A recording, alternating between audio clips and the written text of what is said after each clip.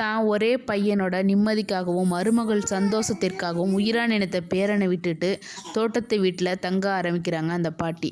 அப்படி என்ன அவங்களுக்கு நடந்துச்சு? ஹாய் ஹலோ வணக்கம், கதைகள் தமிழோட உங்களிடம் உரையாடுது உங்கள் அன்பு தோழி விஜயா. சிறு வயதிலே திருமணம் பண்ணி கொடுத்துட்டாங்கங்க. ஒரே ஒரு பையன்தான், கணவன் இறந்து விட்டார்.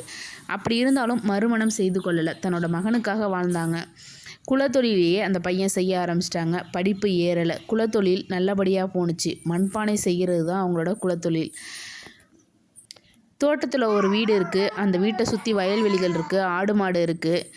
தெருவில் ஒரு வீடு இருக்குது. இப்போ அந்த பையனுக்கு திருமணமாகி ஒரு பையனும் இருக்கான். அந்த பையனும் கொஞ்சம் பெரிய பையனாக இருக்கிறான்.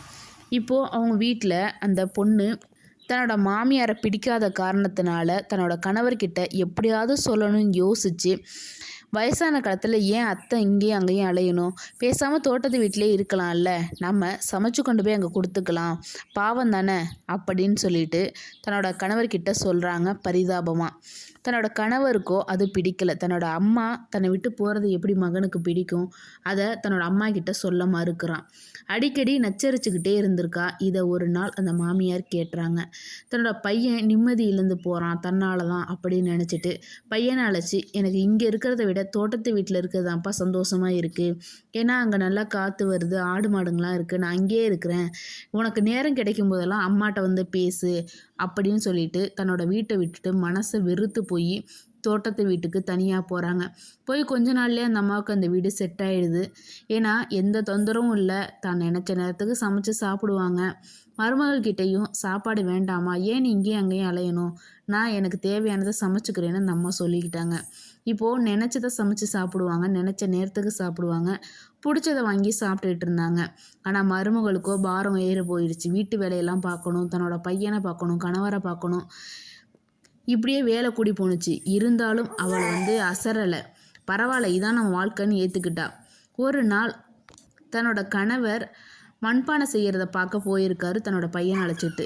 பையனும் அப்பா கிட்ட பிடிவாதமாக எனக்கு மண்பானை செய்ய கற்றுக் கொடுங்கன்னு கற்றுக்கிட்டு ஒரு தட்டை அழகாக செஞ்சு தன்னோட அம்மா கிட்ட இது என்னோட முதல் பரிசு, வாங்கிக்கோமா அப்படின்னு சொல்கிறான். அதை வாங்கிக்கிட்ட அம்மாவுக்கு பெரு மகிழ்ச்சி, பெரு ஆனந்தம். என்னோட பையன் அதுவும் முதல் முறையாக செஞ்ச தட்டை எனக்காக கொடுத்தான். எவ்வளவோ மண் பொருட்கள் இருக்கும்போது என் தம்பி எனக்கு தட்டு கொடுக்கணும்னு தோணுச்சு அப்படின்னு அந்த அம்மா கேட்குறாங்க. அதுக்கு பேரன் சொல்கிறான், எனக்கு ஒரு நாள் கல்யாணம் ஆகுமா, பாட்டி எப்படி இந்த வீட்டை விட்டு தோட்டத்து வீட்டுக்கு போணுச்சோ அதே மாதிரி நீயும் அங்கே போவல்ல, அப்போ உனக்கு தட்டு வேணுமல்லவா, அதனால இப்பயே செஞ்சு கொடுக்குறேன், இது பத்திரமா வச்சுக்கோன்னு சொன்னான்.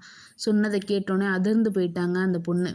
நம்ம பையன் நம்மளை இப்படி சொல்கிறான், ஆனால் நம்ம கணவரோ ஒரு வார்த்தை கூட அவங்க அம்மாவை சொல்லலை. அப்போது அவங்க எப்படி வளர்த்துருக்கணும் நம்ம கணவரை, நம்ம தவறு செய்துட்டோம் அப்படின்னு மனசு வருந்திருக்காங்க.